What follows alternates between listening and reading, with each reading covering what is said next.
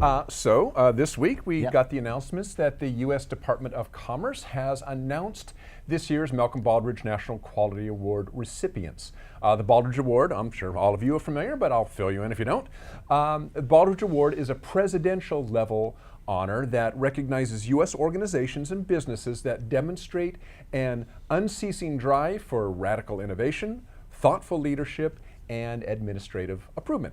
And this year's recipients, this is interesting, include 2 educational institutions, an organ donor group, a hospital, and a project management team. They are as follows. I'll just run through who they are real quick. We got Alamo College's district in San Antonio, Texas, which is education, obviously. Donor Alliance in Denver, Colorado, which is a nonprofit. And Integrated Project Management Company, Inc., in Burr Ridge, Illinois, which is a small business. Memorial Hospital and Healthcare Center in Jasper, Indiana, which is in healthcare. In Tri-County Tech in Bartlesville, Oklahoma, which is education. So the thing that's interesting is we almost never see manufacturing anymore. Now, in the early days of Baldridge, it was the other way around. It was all That's all you saw. All manufacturing. For the first 10 years, I think it was nothing but manufacturers. Yeah, even though nonprofits were part of the original Baldridge group, and then they added education and healthcare, and boy, once they added education and healthcare, that's almost all you see. Healthcare in particular. Healthcare in particular, but education shows up quite frequently as well. And then all of a sudden, like, no manufacturers. I'm not sure why that is. I'm not sure where manufacturing lost interest in applying for the Baldridge, and it was taken up by healthcare and education, or I'm not sure what the dynamic is there. I don't know. I mean, we all have some theories about these types of things. I mean, I think that a lot of the initial low-hanging fruit in the Baldridge. The Baldridge program, the Baldridge framework, was found in manufacturing. And manufacturing was really the impetus of a lot of the quality initiatives that really started, it really culminated in the 80s with things like Baldridge with ISO 9001 at the same time. Really started launching. Six Sigma really was in the water at that time too.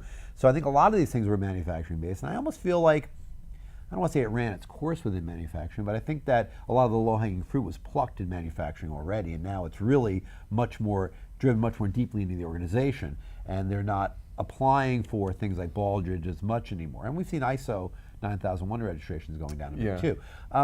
So I think that these other organizations, healthcare, education, I don't remember seeing a project management company. I know, that's kind of interesting. I think to kind of add to that a little bit is, and this is just my impression, is I think within manufacturing, Baldridge was this very prestigious award.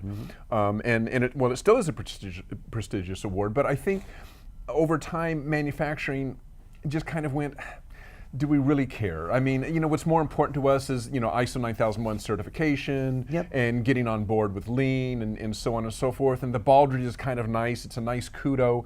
Whereas I think education and healthcare really look at Baldridge, and trying to meet the Baldridge criteria really is a means of improving their organization. So rather than improving it through kind of the things that manufacturing are doing, they look at Baldridge as, if we go through the Baldridge program, we're going to come out a better company. And I think that's really why a lot of these guys are pursuing it. And that's a good point. I mean, the framework is extremely rigorous. I mean, for those of you who aren't familiar with the Baldridge framework, it's a very, very rigorous procedure. I mean, there are site visits, there are interviews, there's a lot of paperwork that's involved. And they cover every aspect of your. I mean, they get right up your information to determine what you're doing and make sure. And many people will say that really the value of the Baldridge process was the opportunities for improvement. Right.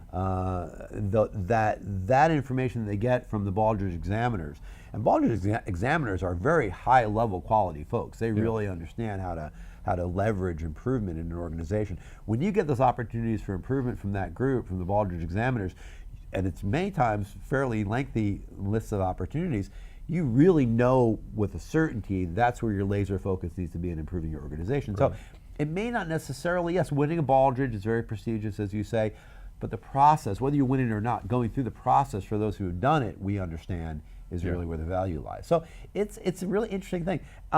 you know, we're going to talk more about this, not today, but we're going to talk more about it in oncoming shows and, Right. and in other interviews we want to do, where we're going to examine this a little bit and maybe try to talk to some Baldridge winners, and maybe try to talk to, we mentioned maybe even talk to some old Baldridge manufacturing winners, Sure. to see what their thoughts are Right. on what's changed and why maybe it's gotten away from it. So we'll be bringing that to you hopefully here in upcoming shows. That's right. Right.